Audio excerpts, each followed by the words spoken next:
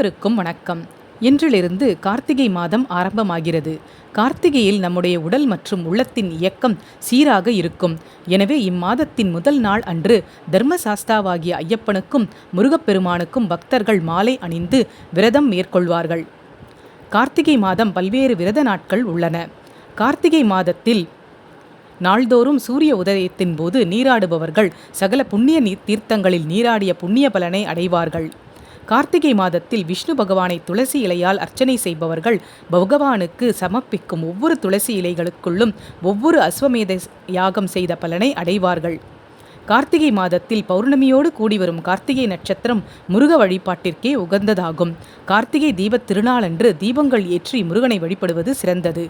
கார்த்திகை மாதத்தில் ஆலயங்களில் தீபம் ஏற்றி வைப்பதும் இல்லத்தில் இரு வேளைகளில் விளக்கேற்றுவதும் எல்லா மங்களங்களையும் தந்து வாழ்வை ஒளிமயமாக்கும்.